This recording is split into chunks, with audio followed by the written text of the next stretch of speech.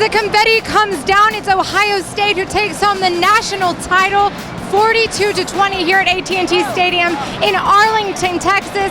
Unquestionably, the players of the game were quarterback Cardale Jones and running back Ezekiel Elliott. You've added two defensive minds in Kevin Steele and Ed Orgeron. What are you really hopeful that they'll bring to the LSU defense on the field this fall? I like the way Ed relates to his defensive linemen. On the offensive side, Brandon Harris, how do you feel like he's better equipped at this point than he was a year ago to really compete for that starting role? Wide receiver, another position group I know people are really looking forward to, especially with the return of Laquan Treadwell, a devastating injury last fall. But what is the projection for him right now? He's ready to roll. We've got some breaking news out of Texas. Joining us now is Annabel Stephan of Horns Digest. Hey, Annabel, what's the latest? Hey, Amy. Well, Texas head coach Charlie Strong wrapping up his press conference moments ago, and one of the biggest unanswered questions finally answered, that Tyrone Swoops will be the starting quarterback for the Longhorns versus Notre Dame in week 1. Strong said there really wasn't much of a conversation. Swoops has played very well in fall camp, and Gerard Hurd, who he was competing against, knows where he stands right now. Some exciting new faces too. A 6'11" five-star prospect, Miles Turner, joining the Longhorns. What have you seen from him in terms of his versatility and his ability to play a number of positions for the Horns this year? Well, you're right. He does have the ability to play both inside and out. From what you've seen from him so far in his short time in Austin, do you think he's playing at the level it takes to be a starter for the University of Texas?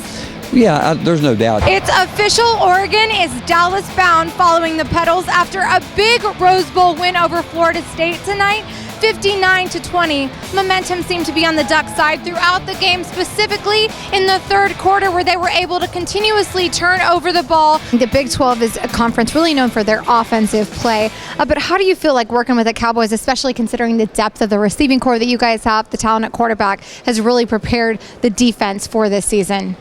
It's really nice that we have talented receivers. The offensive line, a lot of starters returning, and then the running back core, a lot of talent right there. So with those two things in mind, how important is the emphasis on the run game going to be this year? It's going to be big. Right in the middle of all of the action here, it's a very interesting matchup today between Oklahoma and Texas. Both teams coming into this game off of a loss. First time since 2007. You're possibly one of the best three-point shooting threats on this team, but who's kind of giving you a run for your money? I would say a far second is John Holmes. Okay, so you got that role. What else, aside from your three-point shooting ability, do you think is really going to surprise people this year? Dallas Cowboys rookie minicamp kicking off on Friday with plenty of roster hopefuls taking over Valley Ranch. Head coach Jason Garrett was positive about the players, but did say every one of them still has a long way to go. And it's interesting you mentioned that, because today Chaz Green was asked about whether or not he thought the Cowboys had the best line in the NFL, and he said, you know what, I'm playing the rookie card. I'm just making sure I make the roster right now. What do you expect to see from him in order for that to come to fruition? Well, he can be the swing tackle here. Looking at this Oregon offense, very different than what you faced in the Sugar Bowl versus Alabama. With a quarterback like Marcus Mariota, how are you guys preparing? Well, you just have to be able to, first you have to be able to match their tempo. For Scout, I'm Annabel Stephan alongside linebacker Dontavius Jackson here at the opening regional in Dallas, Texas. Dontavius coming out here competing against some of the best talent in the state. What are you hoping to prove? That I am the best. Not only were the new Dallas Mavericks formally introduced to media and fans this morning at the American Airlines Center, but also the winner of the CrowdSpring 2015-2016 jersey contest was unveiled. Mavs owner Mark Cuban took to the stage to announce that Dallas native Jeff Case had won the design contest with his Skyline-inspired design. He presented Case with a $1,000 check as well as season tickets. Here at AT&T Stadium, I'm Annabel Stephan. I found myself some big Buckeye fans, going to give them a chance to introduce themselves. So if you guys had any advice for head coach Urban Meyer today, what would you tell him? Play how you did against Alabama. Run the ball right at the middle. It wasn't the season that Oklahoma had hoped for on the field, but head coach Bob Stoops has managed to keep some of the top prospects on his board. For Scout, I'm Annabel Stephan, counting down to signing day. Amidst coaching changes, things look solid with OU's 2015 class. headlined by five-star outside linebacker Ricky DeBerry. Star power on both sides of the court tonight. Of course, you have Big 12 Player of the Year Buddy Hield, but for Iowa State, they have George Niang, who is playing with a chip on his shoulder after getting injured last year in the NCAA tournament. He's really fighting for an opportunity to take the team far this year. Who do you think prevails on the court? Buddy Hield. But Niang is a huge matchup issue for Oklahoma. You had a chance definitely to check out your options, taken some visits. You had offers from all over the country. But what was it? When was that moment that you said, you know, Alabama is it? Momentum going, getting people excited about the Horned Frogs. Amy, I remember covering the program 2 years ago and hearing some of the players talk about it. TCU not really a program that they were familiar with while they were playing in the Mountain West.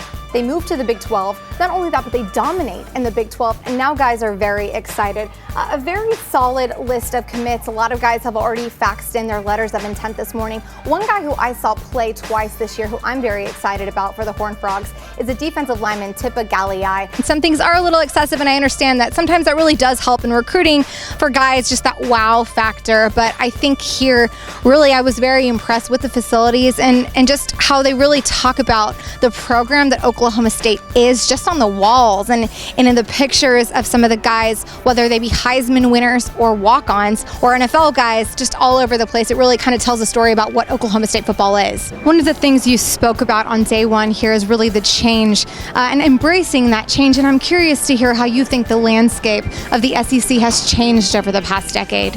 I think it's actually remarkable. Mike, we're in the last stretch of the regular season. What are your expectations for the next couple of weeks for this team? Well, for me, it's first of all about the postseason. It always has. Within the Texas Tech program, there has been a lot of coaching turnover over the past couple of years, but you're coming back for your second season in Lubbock. How have you seen the coaching consistency really affect the attitude of both the players and the fan base? Well, continuity is the key to any successful organization. You mentioned a couple of stops that Muschamp had along his coaching career. Most recently, the head coaching job at Florida. Didn't go the way I think many Florida fans expected, but what do you think is something that he learned there that he's going to bring to Auburn that we didn't see last time around? Here at Big 12 Media Days, Kansas City. George, I think the biggest question is, how excited are you to get back on the court this year? Yeah, no, I'm extremely excited. Since the NCAA tournament, you haven't stopped moving. You've lost 25 pounds.